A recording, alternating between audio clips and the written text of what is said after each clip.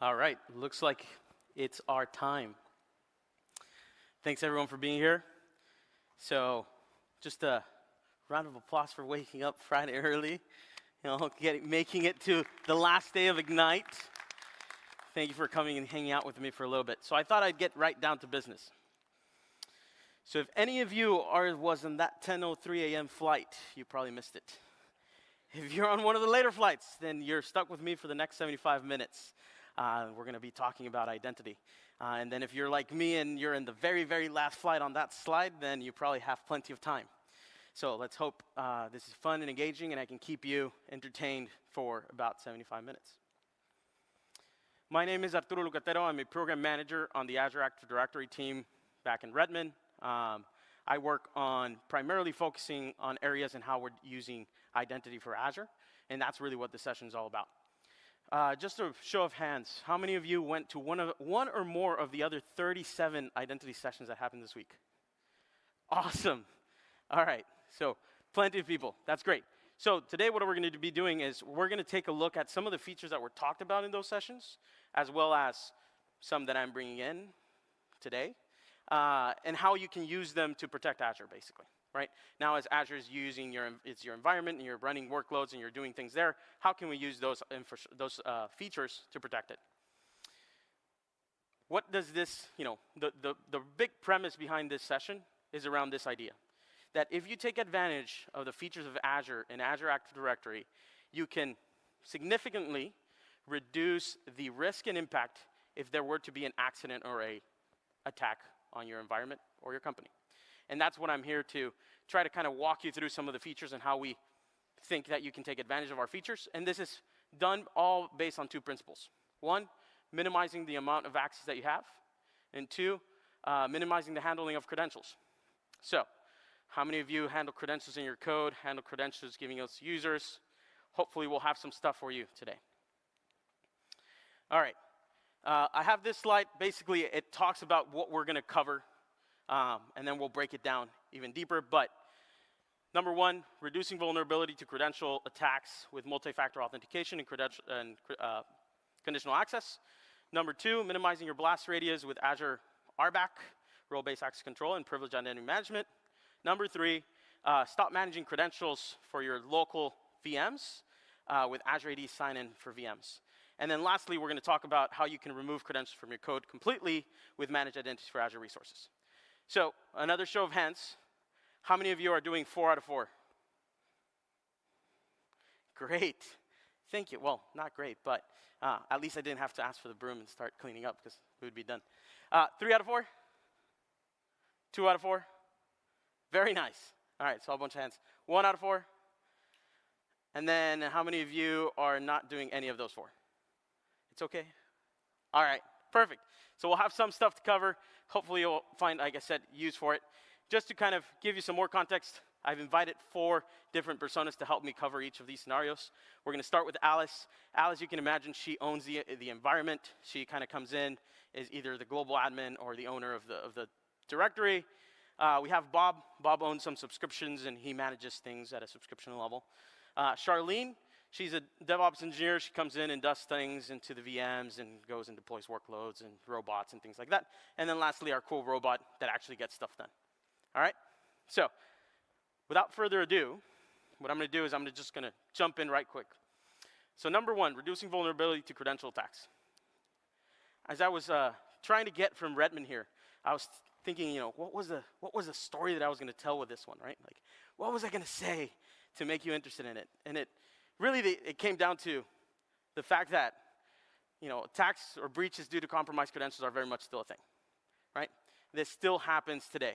If you look at some of the, there was a report last year that said that the number one attack vector for O365 were phishing attacks, right? And so I wish I could tell you that doesn't apply anymore or that, that doesn't apply to your environment, but the reality is, as we see, phishing attacks keep getting more creative and are still happening. So what we're trying to do is help you prevent that bubble from the bottom right corner from happening, right?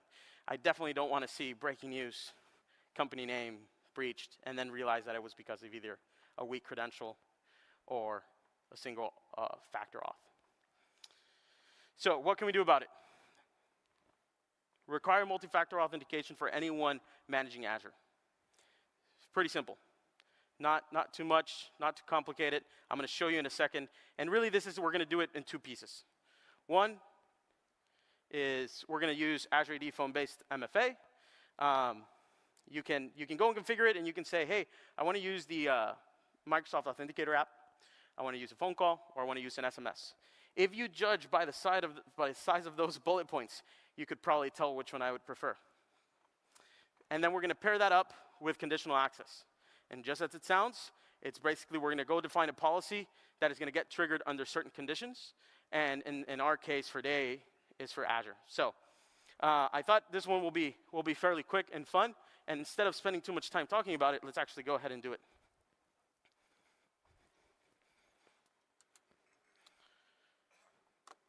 All right. So I'm logged into the portal. Let's see how many appearances the demo gods will do today. What we're going to do first is we're going to go into Azure Active Directory. Here at the top. As soon as that loads, what you're going to find here is, what we're going to do first is we're going to create a conditional access policy. And where you're going to find that is in the bottom left corner. Right here in the bottom, there's going to be conditional access. So I'm going to go and click on that. And here what you're going to see is these are all the different policies that exist today in my environment. There's none that challenges me for MFA when I'm trying to go into manage Azure, so I'm going to go and create one. So we'll start by creating new policy. It's going to open this kind of tab where it's going to say, okay, what's the name for it? I'm just going to say require MFA for Azure. And then conditional access policies are built on two premises. One is the assignments portion, which is the what are you looking for, right? Who are you looking for? Where are you looking for them? Is there particular conditions that you care about? And then the bottom section, which is access controls, is what do you want to do when that happens? Or how do you want to respond? So what we're going to do today is, because I'm signed in as Alice, Alice wants to go and create a policy that allows her to challenge people with MFA when they try to go and sign in to Azure. Now, you could go and say, apply it to all users, which could be good or could be bad. And instead, what she wants to do is she wants to start with her team. She doesn't want everyone to get challenged at once. So we're going to go and select a user or group. Again, if you had a group, you could go and select that. In this case, I'm just going to go and put the names themselves. So I'm going to go search for Alice. And we'll click that. And then I'm going to go search for Bob. And lastly, we're going to choose Charlene. All right. And so we selected those three users. We'll go click done.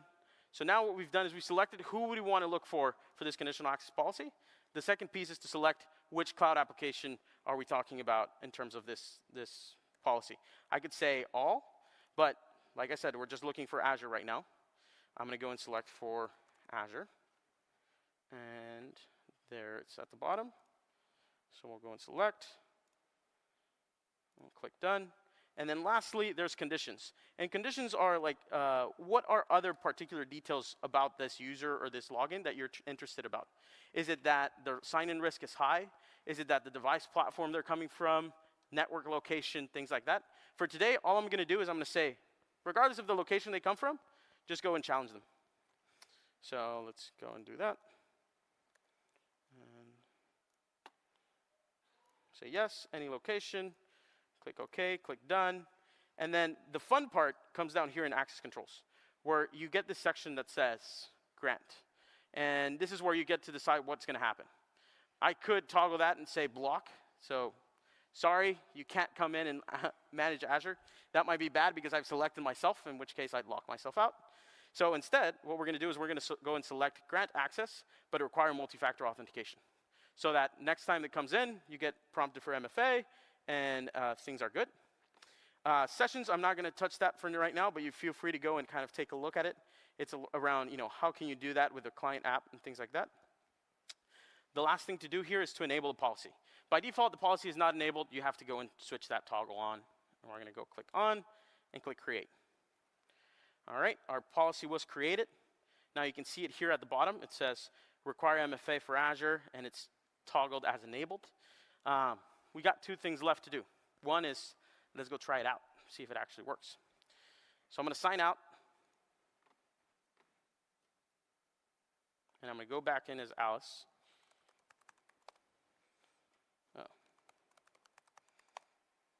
Oh, seems like I forgot my password. There we go. And so what's going to happen here is I got that challenge, that MFA prompt. Right, so now I'm going to pull up my phone. I have the MFA app, or the Authenticator app. Dun, dun, dun, dun. So,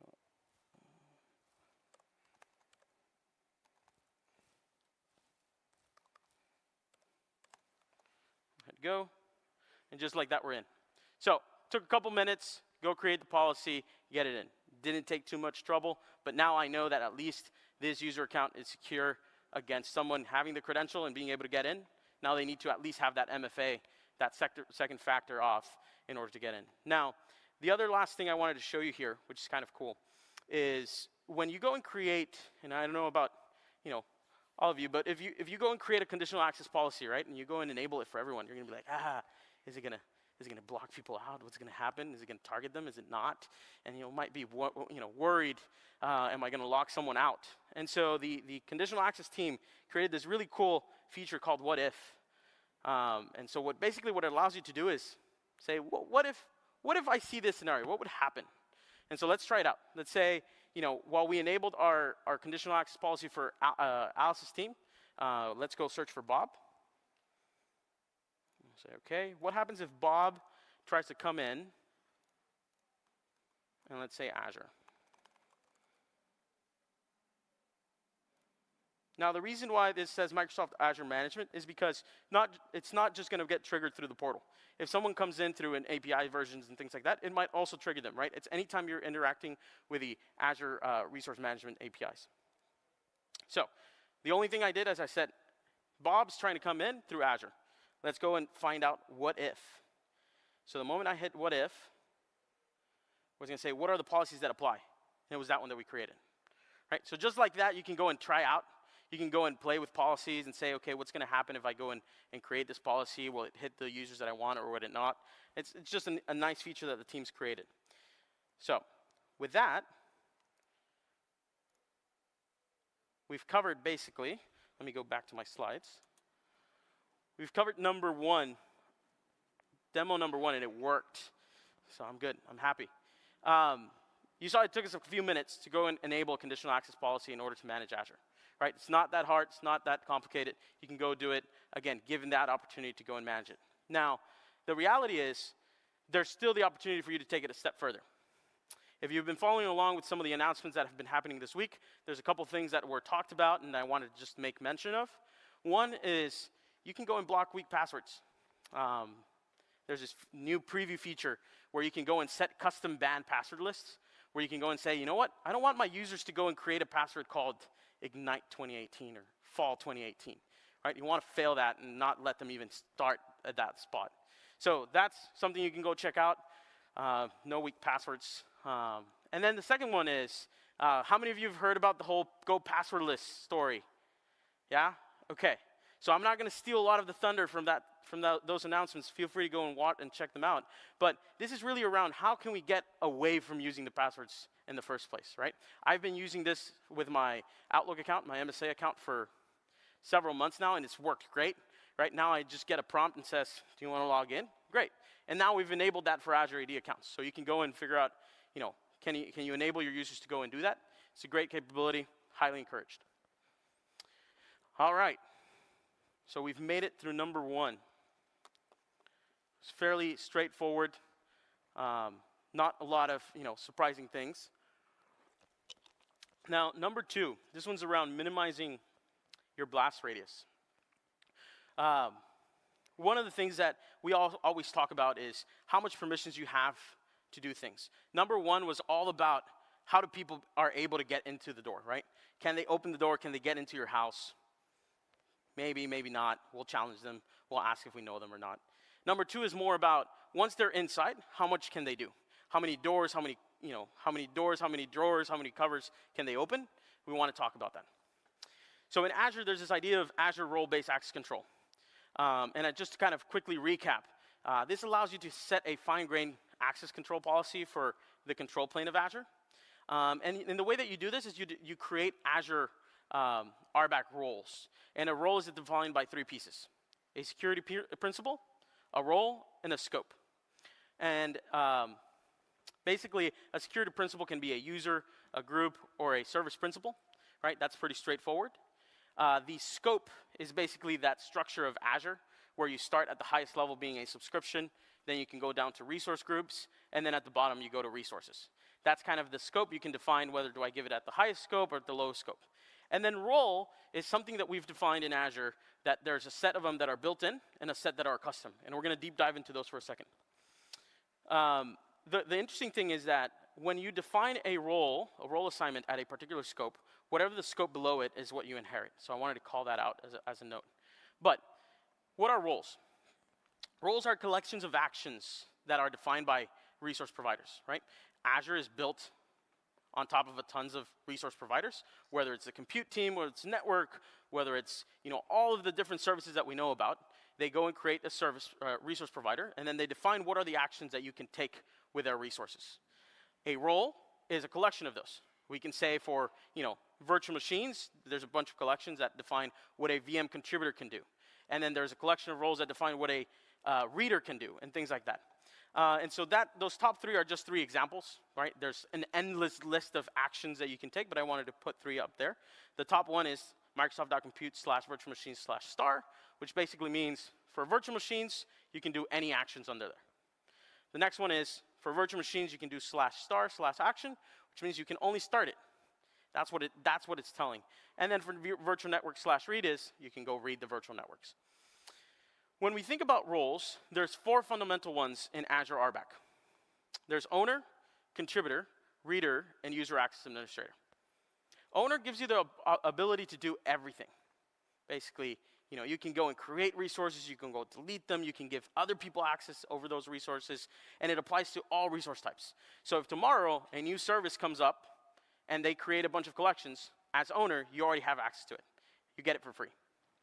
Contributor is fairly similar with the exception that you can't give people access. So if I am a contributor, I can't give someone else, let's say reader. I have to go and ask someone else to do that has the proper permissions. Reader, pretty straightforward. All you can do is read. And then user access administrator, the only thing you can do is say, I want to go give someone else permissions. I'm going to go give someone else permissions. That's what it talks about. The reason why I want to call these out is just a kind of a, show of hands, how many of you guys use these commonly, regularly? Right? Anybody use owner regularly or contributor? Yeah? Okay. So the reason why I wanted to mention that is because what we've seen is a lot of users and a lot of in environments, we're using owner and contributor as the regular role, right? We're giving that owner and saying, okay, go and use it. Go do what you need to do. And it's great because you can achieve your work, but sometimes it's a little bit too much of permissions that you need. And so I wanted to call out that in Azure RBAC, we've created about 70+ roles that are built in. Some of them are resource-specific, which basically means we worked with the compute team, we worked with the Key Vault team, we worked with all these different teams that have RBAC roles, and we said, okay, what can a user, let's say a monitor operator need to do? And we built the collection of actions, and we published that. And now you can go and use that. So I'd encourage you to go take a look. What are all the RBAC roles that are available, and how can you leverage those in place of always giving owner and contributor? Now, one way to picture this whole scope thing that we were talking about earlier is by looking at what I consider is the blast radius. So on the left side, we have the scope amount. Whether you start at the resource, you go up to the resource group, and you go up to the subscription. Going towards the right, we have how much actions you have. A reader doesn't have many actions. A resource-specific or custom role has more actions, but they're probably limited. Contributor, like I said, has pretty much everything except for that user access admin piece. And then owner has everything, right? So if you think about it, that's kind of the size of the way that the scope grows. So let's say that somebody has virtual machine contributor, and they're giving at the resource group level. Then their blast radius, or area of operation, is this, right? Now let's imagine that we have a group for which you've given owner at the subscription level. Then they can go and mess with that, right? So if something were to happen to those accounts, they can go and touch anything and everything, right? So one thing that we wanted you to think about is how can we basically minimize the blast radius for giving the amount of permissions that are required and not just everything at once. Another way to think about this, and kind of something that we've shared in the past, is that you can think about the left corner and the reader side. People that are observers, right? They can have permissions as reader up to the subscription level. You know, they can't do any harm, but they still can read. I don't know if you always want them to read or not. That people in the middle section, what it says people doing real work, it's more of those, you know, you're using those custom roles or resource-specific ones or contributor, and you're actually doing things at that scope, right? We see that very commonly. And then at the very bottom, we have at the resource level, where either you're having a robot or a service principal, or you're doing targeted debugging, where you're going in and doing a session, where we recommend that you think about, okay, if you're going to give owner, maybe you can give it at the resource level, so that, you know, something happens, all you can target is that resource. And then at the very top right, if you think about owner at the resource group and the subscription level, we almost want you to consider those as break glass accounts, right? You don't need those always. Only when you need to go and perform an action should you be using that. So try to do minimum role assignments, or use minimum role assignments to get work done. Now, you might be wondering, well, if I can do this, right, if I can take permissions away, right, if I give someone owner and I take it away, and then what happens the day of tomorrow when they actually need owner to go and do something? How are they going to get it, right? And this is where I think privileged identity management comes in handy. Really, really cool. The way that I otherwise think about it is, you don't always need a hammer, but sometimes it comes in real handy, and you don't want to have to go to the hardware store to go and buy it, or, you know, go and call someone to come and, you know, hey, can I come and nail, you know, something for me? And so privileged identity management really enables you to do that. Take permissions away and then give them back at a pace where it's only necessary.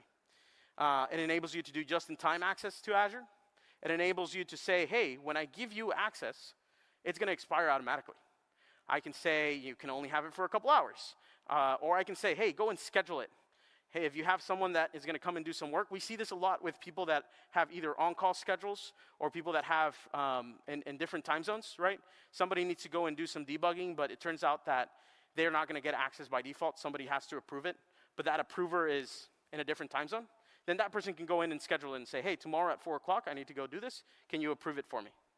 We can go do that. That's one of the cool things about Azure Privileged Identity Management. And then lastly, you can get alerts for this, right? So people are operating with very little privileges, and then you can go and expand it and basically give them more. Instead of, you know, keep talking about it, I thought I'd show you what it looks like. So let's jump back into my computer.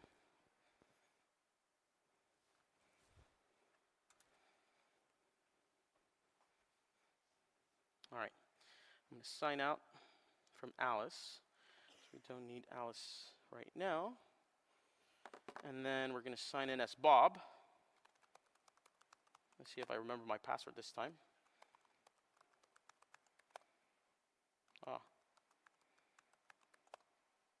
There we go.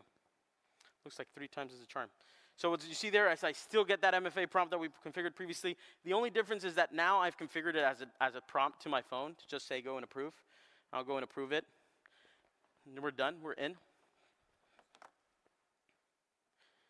So a couple things I want you to take a look here.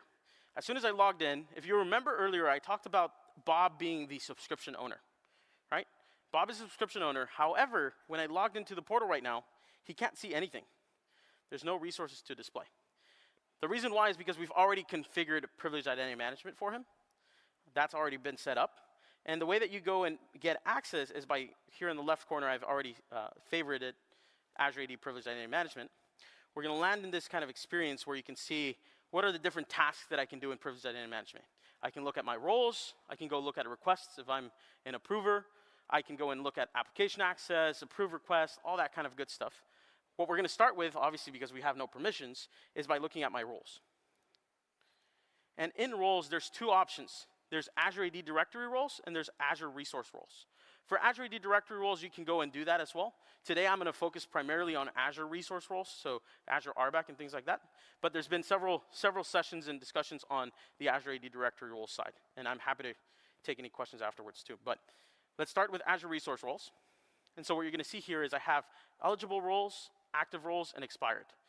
What you're going to see is I have reader and owner, and I can go and enable those at the subscription level. So what I'm going to do is, let me zoom out for a second. I'm going to go and click activate at the owner level. And it's going to bring up this kind of experience where I'm going to get asked, okay, why do you need this? How long do you need it? Right? You want to make sure that you ask the right questions, not just be like, okay, sure, go have it. This role has been defined as having a start time, right, of right now, and then a duration of 2 hours. That's the maximum amount of time that I can go and define that role, or I can go and activate it. If you want it, you can go and change it, and I'm going to show you in a second how you do that. And then it requests me to have a reason for it. So I'm going to go say demo, and then go click activate. And what's going to happen is it's basically going to trigger this activation. It might take a few seconds. It looks like it's done. Now, if I go back to the portal, let me go reload it. That usually is quicker.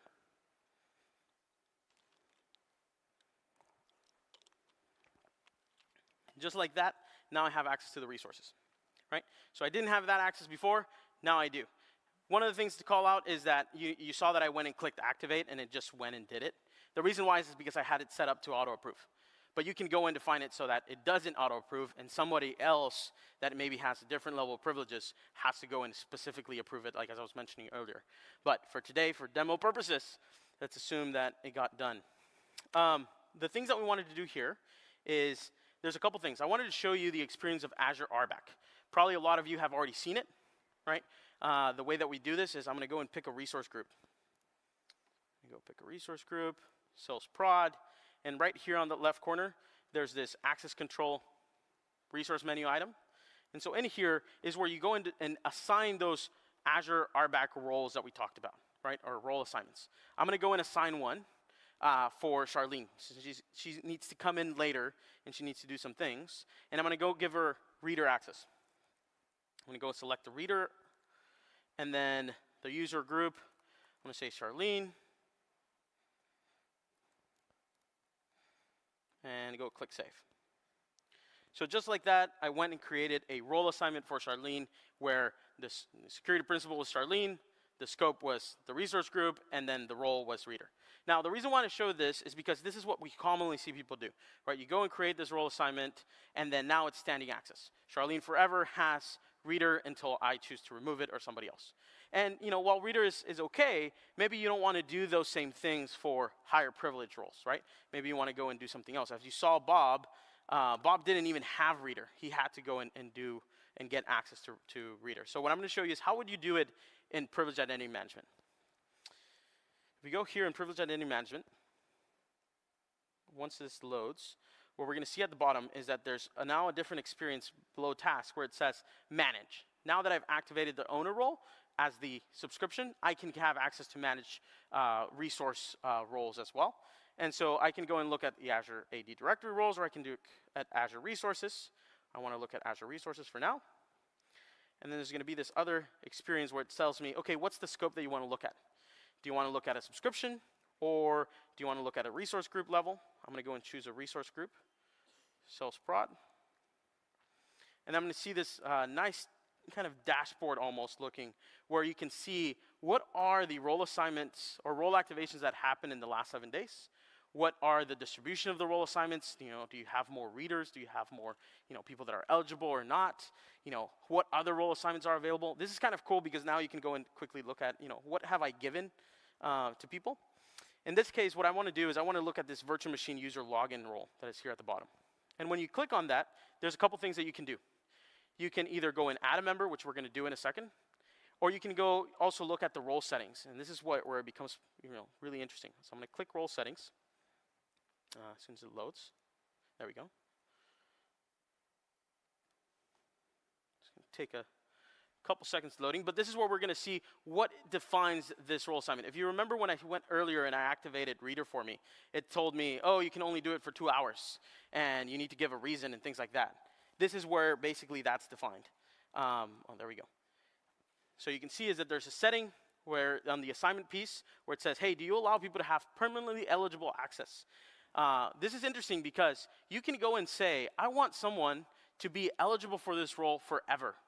And you can say yes or no. Or you can go and say, I want someone to be eligible for this role, but only for 2 weeks. Because maybe they're working here for 2 weeks, and when they leave, you want it to just go away by itself. It becomes very, very handy for that. You also can say things like, do you want a justification? Do you want a period of time? And things like that. So what I'm going to do is I'm not actually going to edit this for now. I'm going to keep it as is. What it says, though, is that the maximum activation is 1 hour. And that's OK. I like that. It doesn't require approval. I'm good for right now. I'm going to go and add a member. And the member I want to go and add is still Charlene. She needs to go and do something on the virtual machine, but I don't want her to have that access all the time. I want her to go and request it. So we've already selected the role. And then now we need to go and select the member that we want to add. So I'm going to go Charlene. And then we're going to click select. And then here's the piece that I was talking about. You can do two things. You can say Charlene is eligible for this role, or Charlene is active for this role. Right? I'm just going to leave it as eligible. She can come and activate it. And then there's two options. You can say permanently eligible. She can have this forever. Or I only want to do it for a period of time. These role assignments are only eligible for up to 90 days, 3 months. Right? I can leave that for 90 days, or I can go and change it and say, you know what? I want it to expire on October 2nd, which is what we're going to do. I'm going to click done. We're going to go click add. And just like that, we're creating the role assignment, and it should be done. So now if I go refresh this should, by clicking on here, I should see Charlene show up on this list, and it's there. She's good. She's not active on it, but she can go and basically activate it herself. The last thing I want to talk about here is there's this idea of calling my audit history. And this one, what I find particularly useful and interesting is that you can go and look at what's happened in the last, however period you're interested. You can go look who's created roles assignments, who's activated them, who's basically approved them. It becomes really handy for that audit story where you can go and look at, who's had access, right? Because now they never have it, but you still want to see when they used it. It's pretty cool for that. All right, so that covers the PIM portion for right now. I'm going to go back to my slides. So just a show of hands, how many of you are using Privileged Identity Management today? All right, a few hands. Now, the one thing about Privileged Identity Management is that it does require a P2 license. Right? Azure RBAC does not. You can use that as part of having your subscription, but Privileged Identity Management does. How many of you, maybe don't have licenses to use PIM, and that's maybe the reason why you're not using it? All right, I like it. So I'm excited to tell you that you no longer have an excuse. The Privileged Identity Management team is being very gracious in giving you 1 year of free trial for PIM for you to go and try it. So come see me afterwards. I have these slips that are going to give you one year of PIM for you to go and try. It gives you about 5 licenses, I believe. So hopefully that gives you an opportunity to get started using it. And then you can find some more information at the bottom. All right, doing good so far? Still with me? Good. Number 3, this is around local accounts on virtual machines. So how many of you, one of the things that we see a lot of times is people go and create Azure VMs, and then they have to go and create these local accounts to manage them. Right, you go create these local accounts, and now you have to manage them, and you have to store them in a place. You have to go rotate them. It becomes very tempting to go and say, hey, team, use this same username and password or SSH keys and things like that. And then you have to go, clean them up when someone leaves and things like that. Well, if you happen to have this, well, there's a better way. Azure AD sign-in for Azure VMs. This is really around getting you to stop managing those local credentials or accounts for those VMs. And basically what it gives you is 2 main big pillars.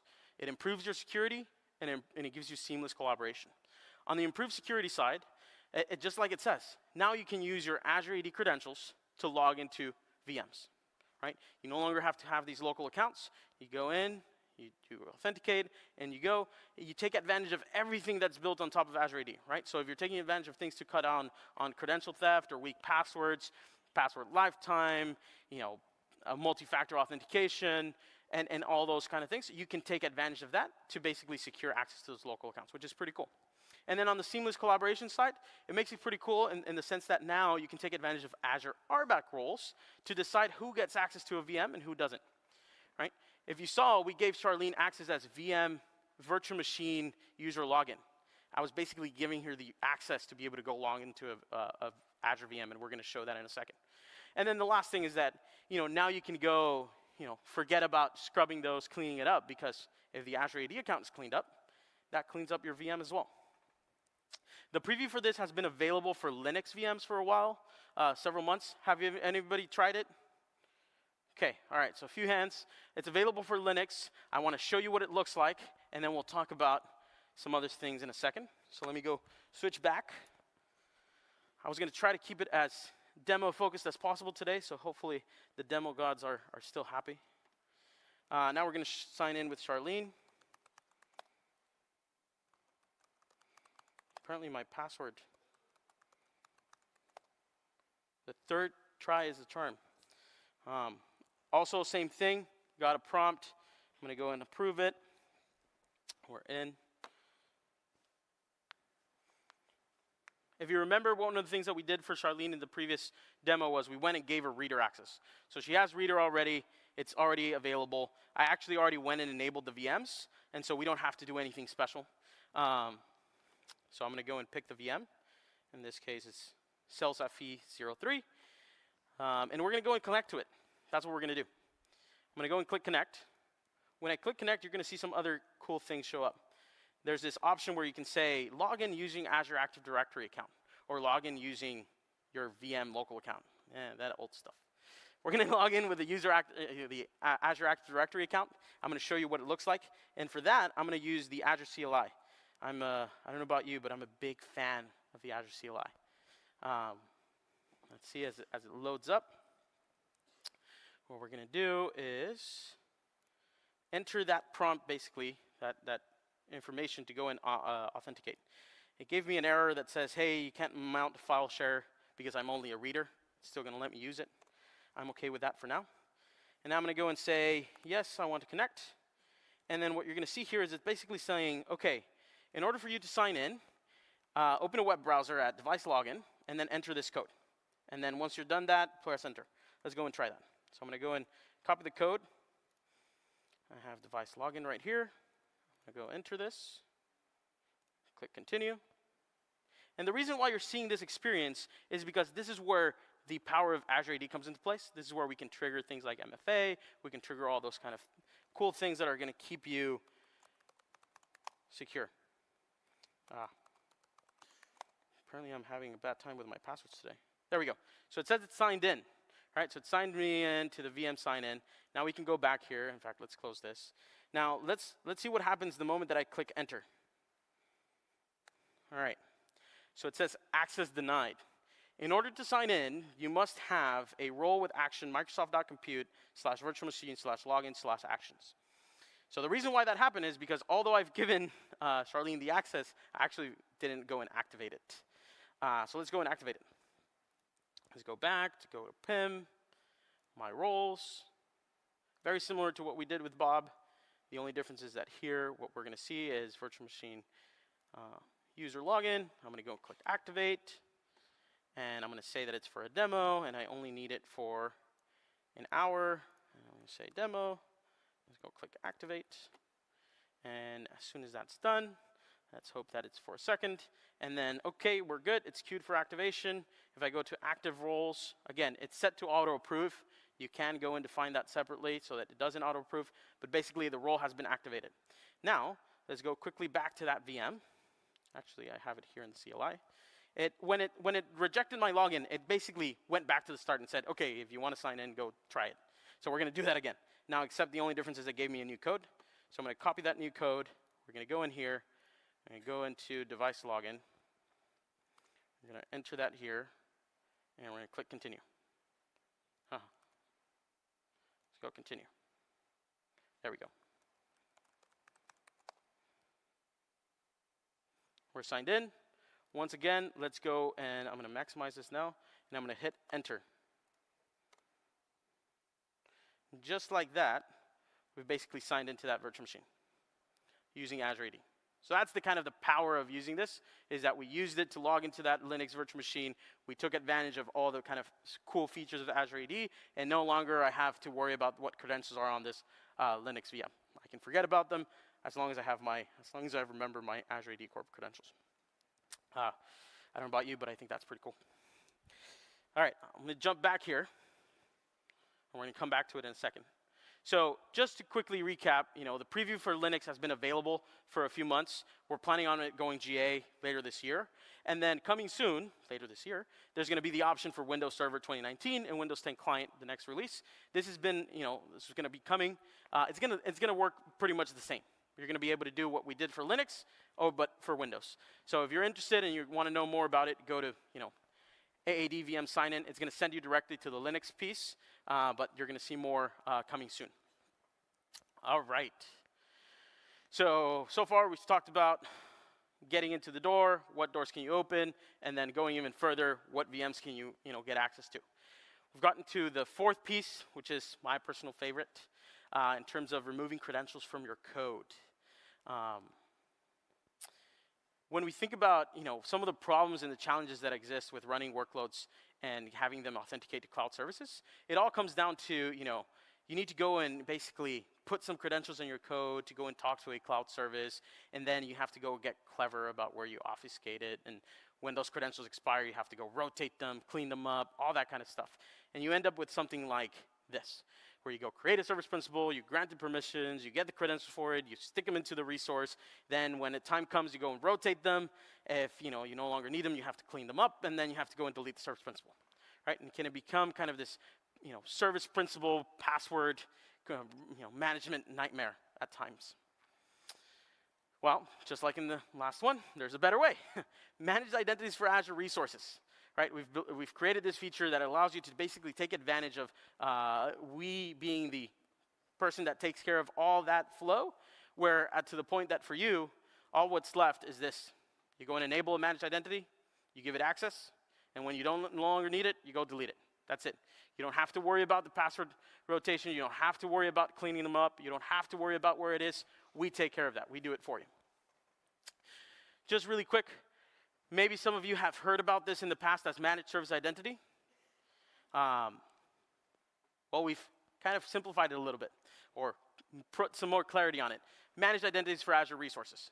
They're basically automatic, managed service principals in the directory. They still are service principals in the Azure AD directory, but they're managed by our service, and they're exclusively dedicated for Azure service instances. So you can go create a service principal that is exclusively dedicated for a virtual machine or an app service, and we take care of that whole story in the background.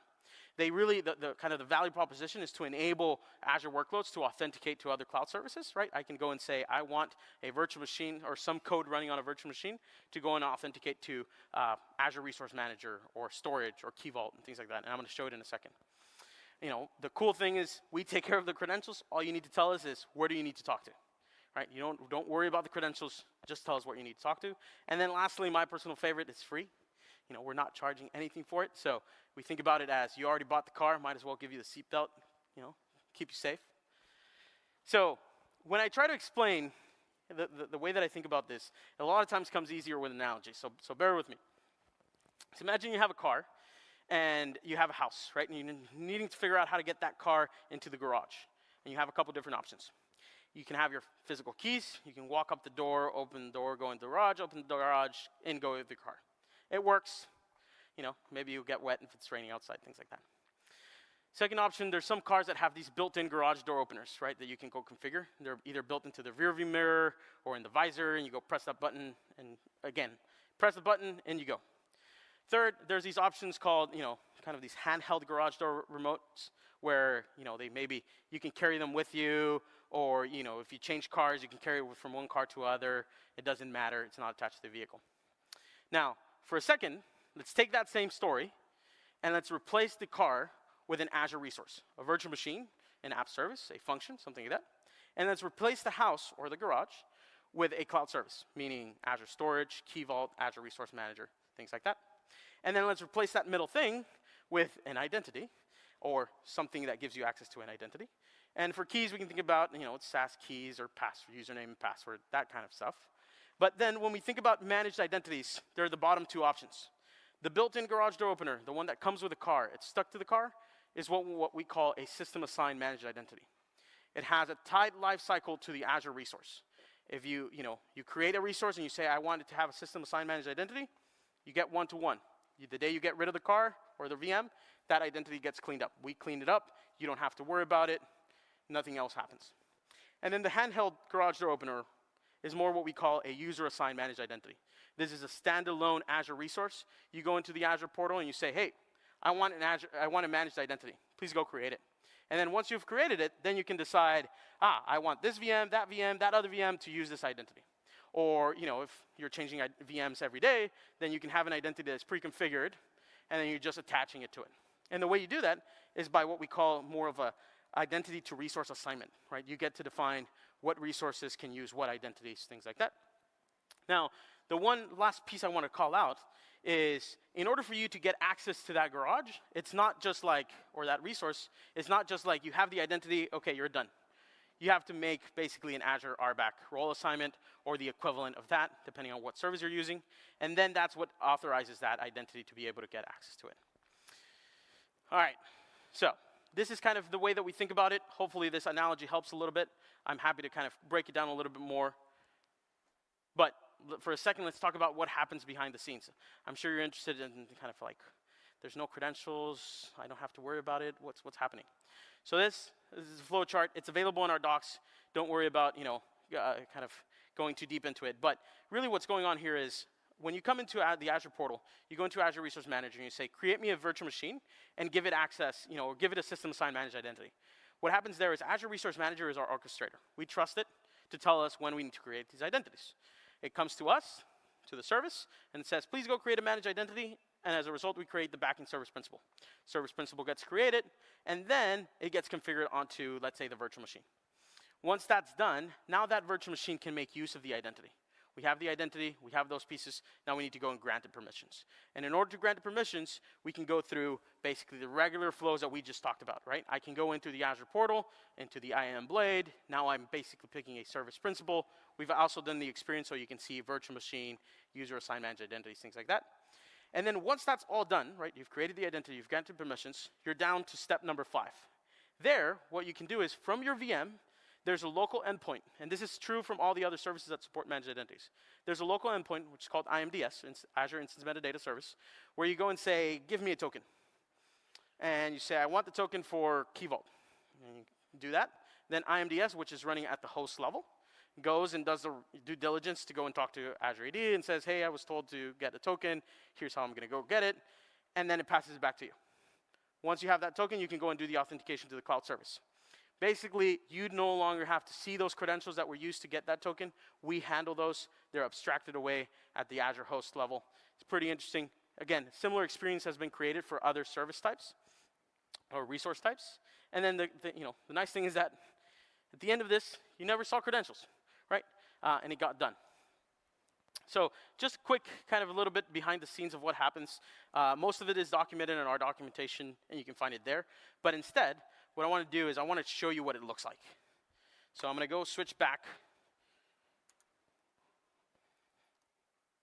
And what's cool, though, is we've already signed in as Charlene. This was all done on purpose. What you're going to find is on this virtual machine, at the very bottom, there's this section called Identity Preview. It's right here. If I click on that, I'm going to be able to see what identities, both system assigned and user assigned, are on this resource. For system assigned, I can see here's the object ID, or for that service principal that corresponds to my system assigned. And then I see that it's on. If I toggle over to user assigned, I can see that there is a user assigned identity. It's called photo read ID. If I click onto it, I can go into that managed identity. I can see information about it. Because these are Azure resources, they do have a location, they have a resource group, things like that, and then that's tied with the service principal. So I can see all of that here in the portal. And that's all cool and done. I can go and add more and remove them and turn it on, turn it off. I can also go into managed identities and go and create one. This is for creating user-assigned managed identities. I can go in here and create it. Now, what's interesting is I'm not going to be able to create it because Charlene doesn't have the right level of privileges, but that's okay for now. What I want to show you is let's go back into this VM.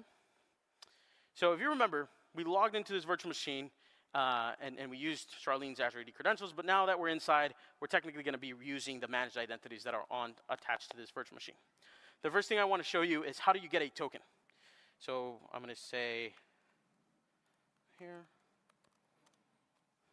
use this. What's basically happening is it's building the command that is going to give you access to that token. And to break it down a little bit, it's basically a curl call. I'm using curl for today, but if you're using PowerShell, if you're using SDKs, if you're using other tools, you can do this as well. Just for kind of demo purposes, I decided to use curl. 169.254.169.254 is the IMDS endpoint. It's available to all Azure IS VMs. You can go and ping it for a few other reasons. We've basically built a plugin for identity. You can see this here. And then we basically say, hey, I want a token. We have to pass in an API version. And then the most important part, or one of the important parts, is we pass in the resource. And the resource is management.azure.com. And that's what we want the token for. I'm going to go back. I'm going to hit go. Let's see. 1 second. Let's build that again. Decided to use hotkeys to make it easier. Otherwise, I'd have typos. Let's go. And what you're going to see here is basically I've gotten back a token. This was that whole thing that we talked about where the service goes back to IMDS, IMDS goes to Azure AD, brings back a token, hands it back to you. The token's right here. You can see it. Access token, and has all the information, the resource that basically says management.azure.com, things like that. Now, what I want to do is I want to go ahead and use that token. I want to use that token to go and talk to ARM, and I'm just going to read a VM. So I'm going to go and say, let me copy this. Access token, just for the demo, I'm going to go and use this. Low tech.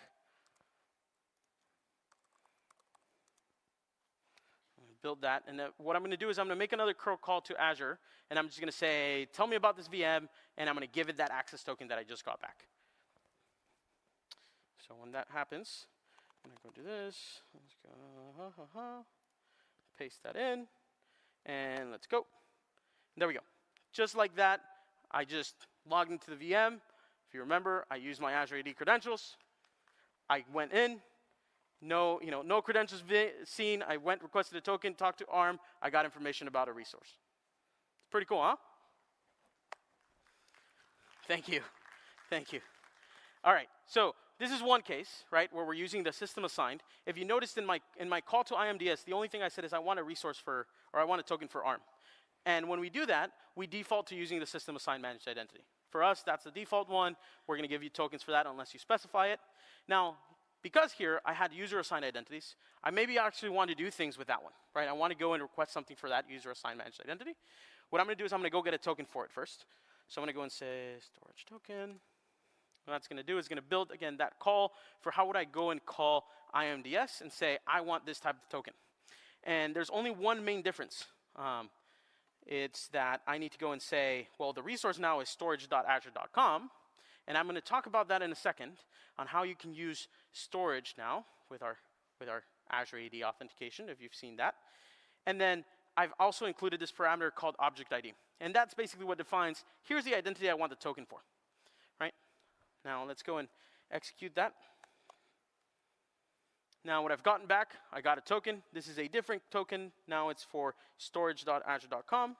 And what I'm going to do is I'm going to go and build the call to go and read storage. Anybody here been using the preview of Azure AD authentication for storage? A few hands. Okay, so maybe you're going to see something new. Awesome. All right. So I built the call. This is what we're going to do. Very similar, except this time I'm going to go into storage and read sales photos. I'm going to read this file called sun.txt. In fact, I think I want to choose a different file. I'm going to say moon. And I'm going to go to copy my token. Again, low tech.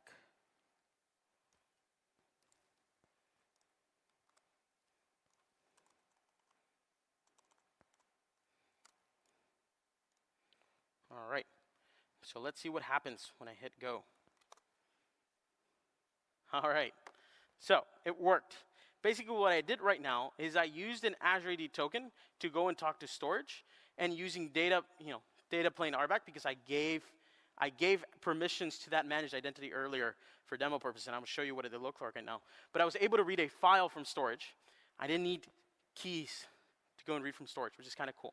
There's a file, by the way. At the end, please do remember to fill out your eval. I thought I put it in there. All right. So that basically shows you how you would use this with a user-assigned managed identity. You might be interested, what does this look like actually in ARM? And let me show you. So I'm going to go in here, and I need to go and approve this. Approve. And then I'm going to go search for, what was the name of this VM? Sales FE 03. And we're going to go here. And so managed identities are defined in the Azure template and the ARM templates, or Azure Resource Manager templates. The way you're going to find them is they're down here. We have a section called identity. And this identity section, you're going to find what type of identities you have, whether it's system assigned or user assigned. For system assigned, you're going to see the principal information, principal ID. You're going to see the tenant where it belongs for. And then you're going to see this user assigned identities portion. And that's what defines what user assigned identities are on this resource. And we need that because otherwise we won't give you any token, right? You could have 100 identities in your directory, and if you request a token for it, can you get it? No, you have to have it assigned to that machine. And we have Azure RBAC roles that are specifically defined for who can assign an identity to a VM and who cannot. The other thing to call out is that these, right now we support up to 1,000 user-assigned managed identities per VM, which is kind of cool. All right, and then lastly, what I want to show you really quick is if I go to storage, let's see if I can see it. I can't. If you remember, I'm signed in as Charlene, so I can't even see the storage account that was being used by the managed identity, which is kind of cool, right? I had to go and do a few different things in order to read that file. That managed identity is only allowed to read, which is kind of cool. Now, why? Why is that the case? Well, let me show you. This is something we added recently, and particularly it was to enable the storage experience, which is around data actions. We've extended RBAC to be able to support data actions, right? And this is kind of the experience I had. I had Bob as an owner, and Bob has owner basically to the subscription. Now, what's interesting is that Bob can perform management operations on that storage account, but he cannot perform data operations on it because we've extended it to have now data actions and not data actions. Now, at the same time, I took that managed identity that we were using, and I did give it storage blob data contributor preview, that's the name of the role, which gives it data operations, and I was able to go and read information from it. You're going to see that. It's documented in our docs. You're going to see it light up in other places. But really, this is the story around how can we extend RBAC to help with those data operations and enable more scenarios. All right. And then lastly, drum roll. System assigned managed identity with virtual machines and virtual machine skill sets is now GA. This has been in preview for a while, so we officially decided to take it to GA. So I hope that you either have been taking advantage of it or you can take a use and take a look. We've built a lot of cool things there. All right, and I think, if I'm not mistaken, my next slide is on the roadmap. So what's coming next? There's a few different things that are coming. Managed identities for Azure resources. We're going to see more integration for user assigned coming, particularly app service and functions. They're coming soon. And then more integrations with other services. We've heard, great, you have app service functions, VMs, but I need more. I need automation. I need, batch. I need all these things. And they're coming, right? We're talking to the teams. We're working towards onboarding that integration. So if there's anything that you'd like to see, let me know. On the RBAC side, right now there's a limitation of 2,000 role definitions per subscription, or role assignments per subscription. We're going to take that limit a little bit higher. It's going to come later this year. And then anybody here created custom roles? If you've created custom roles, today you can only do it through PowerShell. We're creating a portal experience for it. So you're going to be able to do it through the portal. You go and create it. Just as we talked about those roles, right? You can go and define what are the collections of actions that you want for your custom role and things like that. You're going to be able to do that. And then lastly, like I mentioned earlier, Azure AD sign-in for for Windows VMs, Windows Server 2019 and Windows 10 is coming later. All right. So, quick summary. We've made it through the 4 demos. Thankfully, the demo gods, were gracious to me. They were happy. Here's a quick summary of what you can go do next and what we covered. We discussed at the very beginning that using identity features of Azure and Azure Active Directory, you can reduce the risk and impact of any accidents or attacks. And here's the 4 things that we looked at. We looked at reducing your vulnerability to credential attacks, minimizing the blast radius, stop managing credentials for local accounts, and then removing credentials from your code. If you want to go get started with these, which I would highly encourage you if you're not, there's the links right there. I've put the links to the direct starts for you, so you can go and get started. And then, if you have anything in terms of PIM, like I said, come and find me later because I have those vouchers. Lastly, and I'll put this slide up a little bit later, there's been a lot of other sessions on identity. Again, we're just using today some of those other things that were announced with other teams. How can we leverage them for Azure? Go look at some of these. There's been many, many of them. But if you want to go and find out what are all the announcements, go to Identity blog. You're going to find them there.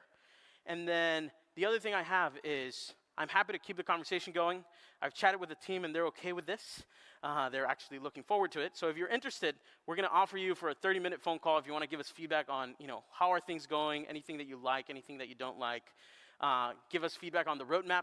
Was there something that you were looking for there? Was there something missing? And then, are we missing something completely? Feel free to sign up for a call. It's a quick form, and we can get in touch with you. And lastly, please do evaluate the session. I hope that, it was useful and you found some good information. I know we have about 14 minutes left, a few extra minutes, so I thought I'd stick around and take questions for anyone that has questions. But if nothing else, I'll put this slide back up, and thank you for coming.